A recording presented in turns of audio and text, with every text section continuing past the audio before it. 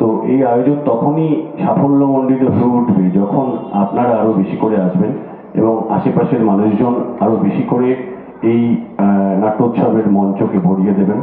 তখনই কিন্তু তাদের সার্থকতা তারা মনে করবেন যে না, আমরা কিছু করতে পেরেছি। তো যার জন্য আগামী এই 3 দিন ধরে যে নাটক হবে, আপনারা আরো আপনাদের আশেপাশের মানুষজনকে বলবেন, বিশেষ করে বাড়ির ছোট বাচ্চা বা অন্যান্য যারা আছেন তাদের মধ্যে একটা থিয়েটার দেখার অভ্যেস তৈরি করা খুব দরকার। আজকের দিনে সমাজ যে জায়গায় যাচ্ছে, তো আমাদের বাড়ির ছোট ছোট ছেলে মেয়েরা তারা হয়তো অনেকে জানেই না যে থিয়েটারটা কি। তো সেই জায়গা থেকে আমাদের এই সময়ে যারা আমরা মা বাবা বা যারা অভিভাবক আছি, তাদের একটা বড় দায়িত্ব থেকে যায় যে আমাদের ছেলে মেয়েকে সঠিক দিশা দেওয়া।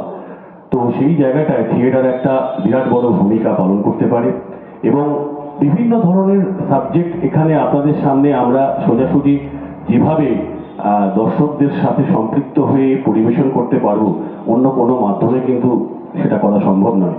যার জন্য থিয়েটার প্রচণ্ড শক্তিশালী মাধ্যম এবং যার জন্যই সমস্ত কিছুতেই যাদের জন্য আমরা থিয়েটার করি বা যাদের বিরুদ্ধে কথা বলি, তারা কিন্তু প্রত্যেকেই থিয়েটারকে ভয় পান বেশি। কারণ থিয়েটারের যোগাযোগের মাধ্যম এবং ক্ষমতা অন্যান্য যে কোনো মাধ্যমের থেকে অনেক বেশি।